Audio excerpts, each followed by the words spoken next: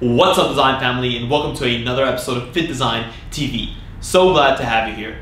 On today's episode, I'll be running you guys through my top 5 fabric picks for the perfect performance tee design within the context of gym wear and sportswear. With so many fabric picks out there, it can be very easy to get lost in the mix.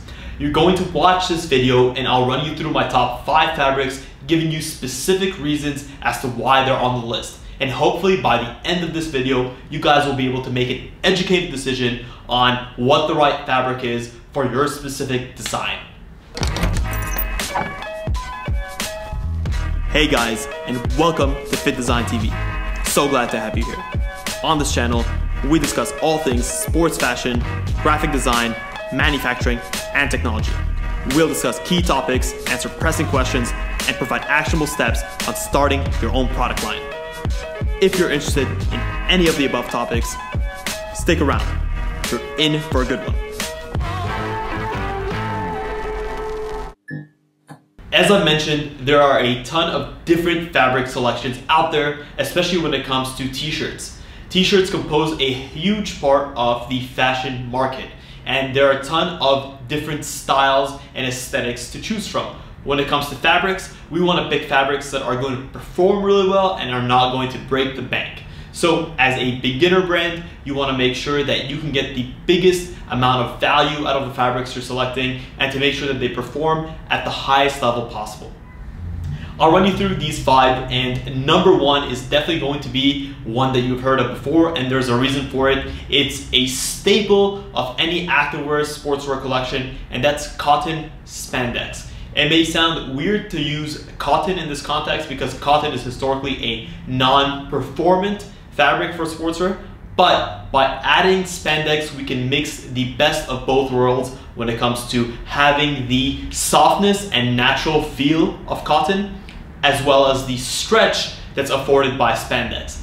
Adding just 10% spandex into your fabric composition is going to allow your fabric to stretch up to 600% of its size while still retaining its tension. So you're going to alleviate the fact that cotton is not stretchy on its own and over time it can wear out. By adding the spandex, you're going to allow for more of a form-fitting look to the fabric, and overall you're going to increase the longevity of the fabric. I cannot recommend a cotton spandex blend enough, and the specific blend that I would go for is 95% cotton, 5% spandex at around a 180 GSM. GSM stands for grams per square meter blend.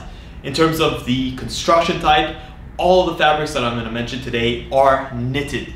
There are 2 main types of constructions for fibers, and one of them is woven and the other is knitted. If you guys are confused as to what the difference is, we've done a video on this topic before. I highly recommend you guys check it out. And number 2 is also a wild card in this game, and it's bamboo and spandex. Again, we're going to see spandex make a very frequent visiting on this list, and there's a good reason for it. It just affords a lot of stretch to a garment, and in sportswear, you want stretch and you want your fabric to retain its structure overall. Why bamboo? If you guys have never heard of bamboo, you'll know that it's not just the thing that pandas eat. Bamboo itself is a naturally occurring resource that we can smash into pulp and essentially make a fiber out of. By mixing bamboo and spandex, again, we get the best of both worlds. Bamboo itself is a natural fiber. It's super soft, so it's going to be extremely comfortable in the wear. It's also great with people with allergies. If you're someone who is highly sensitive to fabrics, you'll want to consider bamboo. And a lot of people like bamboo because of its anti-allergenic properties. Bamboo is also extremely UV repellent. So it's also a fabric that benefits from its UV repellent nature. When you're getting the sun's rays coming on you, it's going to allow you to stay a bit cooler than if you're using cotton. Cotton is not particularly UV repellent, but bamboo is.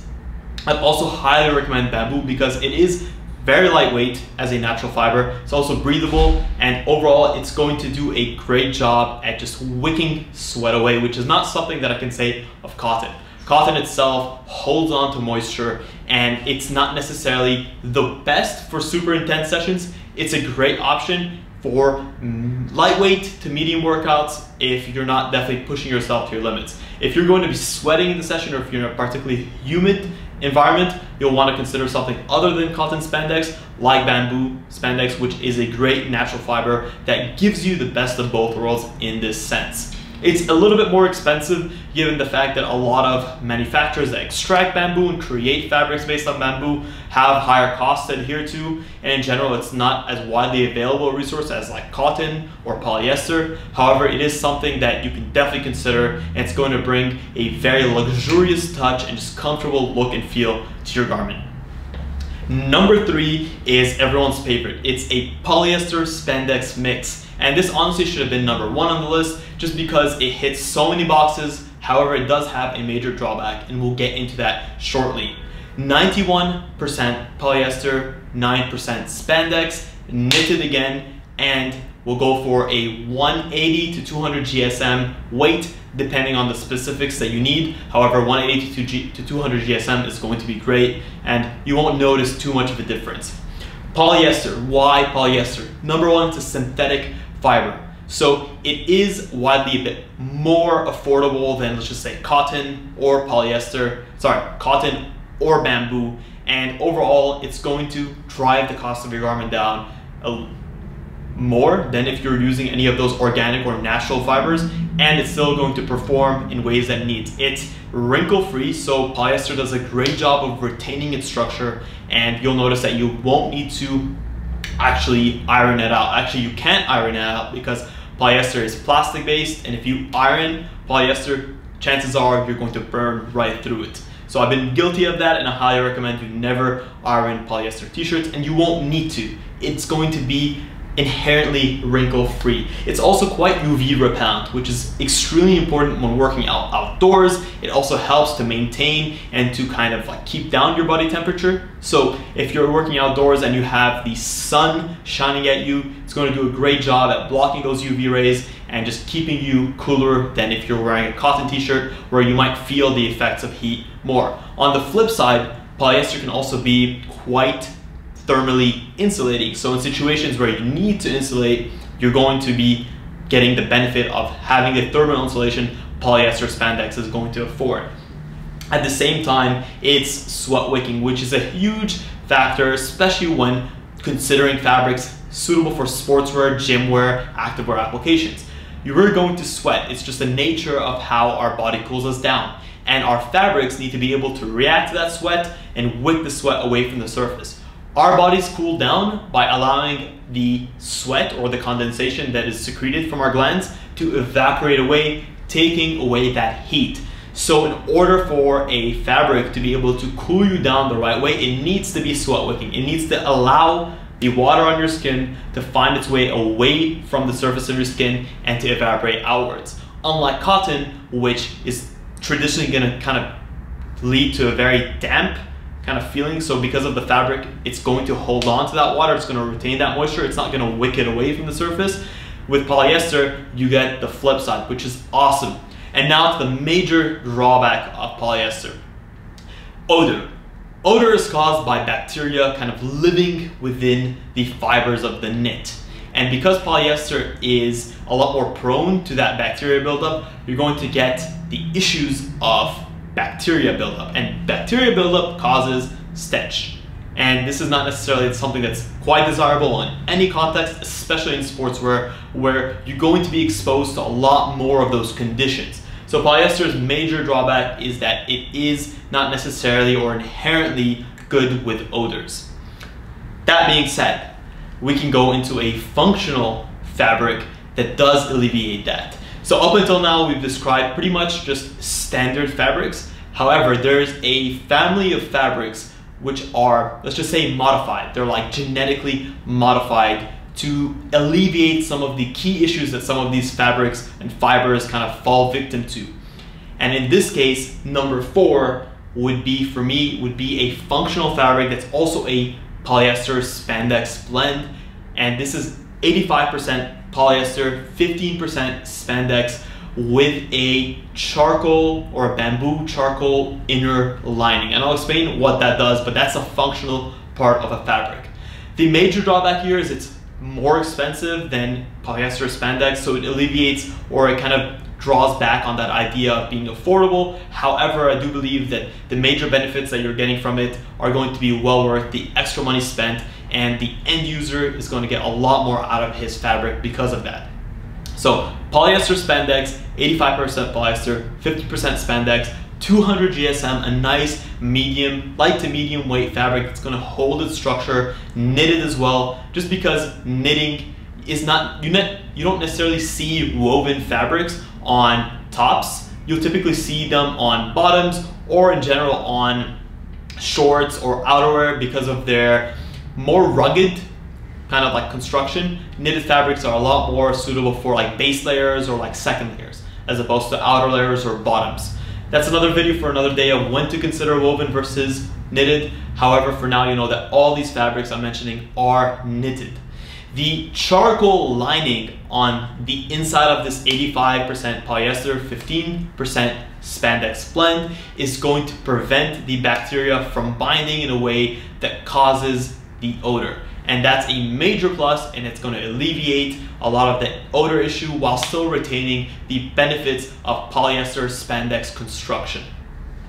Functional fabrics for the win, and I highly recommend looking at some other functional fabrics. We've done a video on what functional fabrics are and how you can use them in your collection. I highly recommend you check it out. It's on our channel. Number 5, and lastly, is a nice alternative to polyester spandex, and that is one of my favorites, is nylon spandex. So what nylon is it's synthetic silk. It was initially conceived as a substitute for a natural silk, and that's something that's definitely reflected within the touch and the feel of nylon. Nylon performs in a very similar way to polyester. However, it does have a couple of things that gives it the edge in some areas and doesn't give it the edge in other areas. The composition that I would recommend here is an 88% nylon, 12% spandex at a 180 GSM weight. The knitted structure again comes into play here, and overall the nylon is also going to be very, very sweat wicking, so it's going to allow the sweat to be taken away from the surface of your skin, thereby cooling the wearer. And it does actually dry much faster than polyester, so it's extremely good at removing moisture away from its, let's just say, its fibers. That's a major plus over polyester. It is a little bit more expensive than polyester just because of the nature of how we create it as a synthetic fiber. So that's one of the drawbacks when it comes to polyester and nylon. Again, we've done a video on polyester versus nylon. If you guys have the time, I highly recommend you check it out. You're going to learn a ton.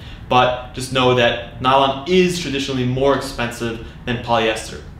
However, you're still getting that sweat wicking ability. You're also getting that silky, smooth texture. Polyester is also smooth, but nylon just feels that much more silky. It's also quite breathable, and it's really good at retaining its tension. Nylon in general is a quite turgid fabric, so it's a fabric that has a lot of structure to it, and it's just going to resist abrasion and stretching over time, and that's going to allow for the longevity of the fabric.